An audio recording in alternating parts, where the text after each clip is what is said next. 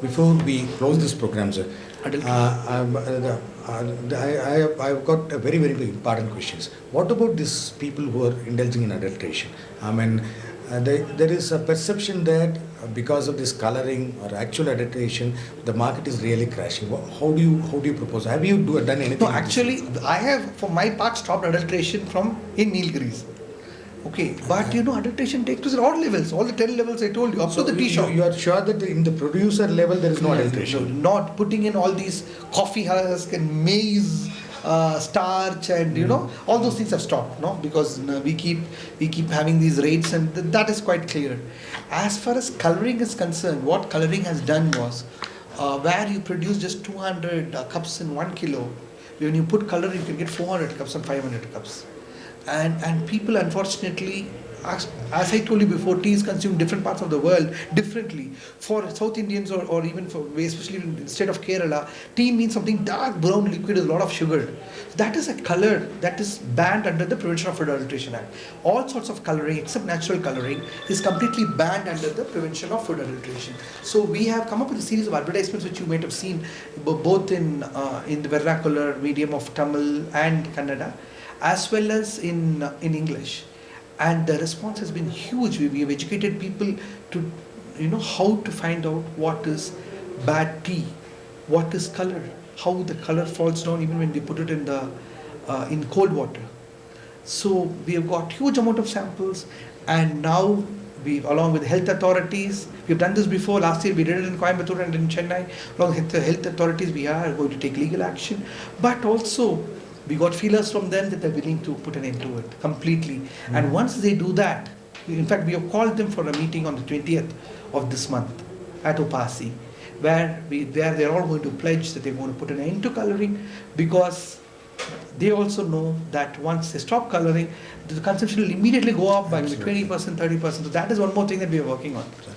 About the import scenario, basically our imports have suffered for one of the reasons. I mean, our imports, there is a huge problem in the sense that a lot of bad teas are brought in, and they were mixed with our own Indian teas and re-exported, in which a lot of our market was also, I mean, especially the Nilgiri market was really suffering. There was an initiative from Tea Board which said that, I mean, you did bring in some stipulation saying that it has to be at least 90%. No, nothing. Today, if you call it India tea, it has to be 100% Indian tea. You can't add 2% of Kenyan or of Indonesian or Vietnamese second grade tea and call it Indian tea. That has been followed. I mean, these are certain steps that has been taken. Absolutely, I am very happy about it. And also the geographical indications that we had worked. And these things are monitored. I'll tell you. Darjeeling has a geographical indication. Right. Now, nobody else can use the word Darjeeling either in the name of the Darjeeling logo or the name Darjeeling. You can't use Darjeeling unless it is from one of those 68 odd gardens from where Darjeeling tea comes up. And today, Tea Board is fighting all around the world, 20 cases against people who are using Darjeeling. And today, even Nilgiris and Assam, they're going for the geographical indication. Mm-hmm. So we are working at all levels, including this. Sir, I mean, this import situation and the export, sir? First of all, we don't import so much. We import very negligible, that too from Sri Lanka, because of the preferential trade agreement treaty that we have with Sri Lanka. Being a smaller country, as a big brother, we have extended that. And anyway, Sri Lankan teas are of much higher than this 60, 80 or 100 rupees that we're talking about. So they don't exist. They don't affect our this consumption. WTO regime, however small it may be, there is every chance that these imports may grow in the future day, unless there are, I mean, it is monitored and the Tea Board really put your weight into the monitor. But tell me, we are the world's largest market. What is wrong if Vietnam or Indonesia or Sri Lanka wants to bring the tea inside? Personally, what is wrong in that? Provided they bring the teas which pass our PFA, our laws, that's okay. And if they are able to make better tea, cheaper tea, we have to compete with them. We can't keep telling you make better tea, you make cheaper tea, don't come inside. We have to protect our market. That's wrong. That's true. But as far as exports are concerned, the biggest worry was this Indonesian teas or whatever. But they will not go. It's quite clear that today You cannot get 80% Indian tea and 20% Vietnamese tea, and or the other way around and call it Indian tea. That's not possible. That's not possible. Now, You can't as far as leverage on the name of yes, Indian tea dishonestly. 100%. But as far as the exports are concerned, but there have been instances where our own merchant exporters have been caught sending poor quality of teas, and there was even an instant when Libya banned imports from India for some time. Now, is there any mechanism in the tea board to see that? Are you thinking about? You talked about the geographical indications, but is there any efforts towards having an India mark kind of thing, so that nothing below this goes out to this country? And we have got this PFA norms only as of today, and which everybody agrees that this is not adequate. Is there any now? Do you have any thing called India mark kind of thing? I mean, we have something called the India Gold Standards, which we use for Nilgiris, for Assam, and for Darjeeling as a marketing trademark. But as far as PFA the minimum standards are concerned, it is only in the last meetings, in the intergovernmental group meetings that we had in Nairobi, that we had generally come to a consensus between all the producers that they should follow the minimum standards, which India has always been following, which some of these countries have not been following. Even in the minimum pesticide residue level, the various, Japan has its own standards, then Europe has its own standards, US has its own standards, and standards become more and more stringent. They go up to 1 billion, 1 part per 100 billion, which is very extremely difficult. Most labs cannot even detect that. So even in that, we have taken a stand together, all the producer countries, that we are willing to conform to these levels, provided you come up with a standard minimum pesticide residue level. So we are working at all fronts, at all levels, in marketing, in research, and in promotion, in licensing, at all fronts, and to make this a better industry. Absolutely. Sir, finally, you have set a very, very high standard for the way the executive director of the tea board has to go. You have attended how many meetings in the villages?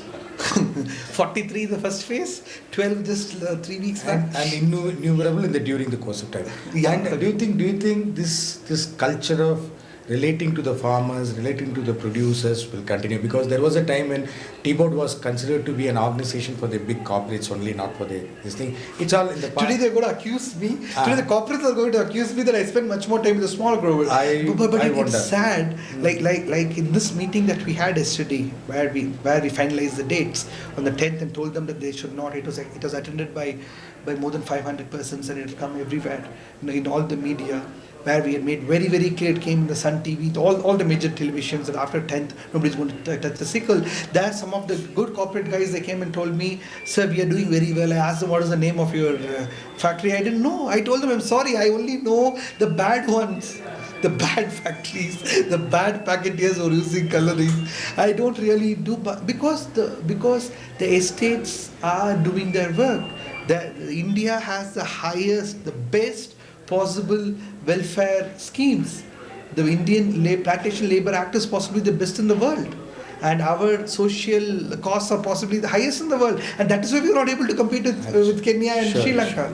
So it's true that Tea Board was, I mean, the last couple of years Tea Board has been slightly more pro poor and pro small growers compared to the corporate sector. Absolutely. And you have set a very, very difficult schedule for your successor. We only hope that you stay here for another maybe 20 years. That note, and basically, how do you relate to the people? Do you think in this tougher measures you are taking against everybody, where everybody needed to change in one way or another, do you have the support of the people, of the stakeholders and farmers, agents, factories? For everyone you have prescribed some kind of changes or other. How had been the responses? The response has been fantastic.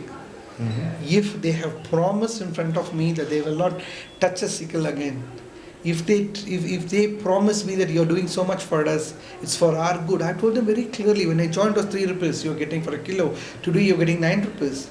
Tomorrow, if you dilute your standards, you may get 3 rupees again. There's no guarantee. You can't keep waiting for a drought in Kenya for you to push it up.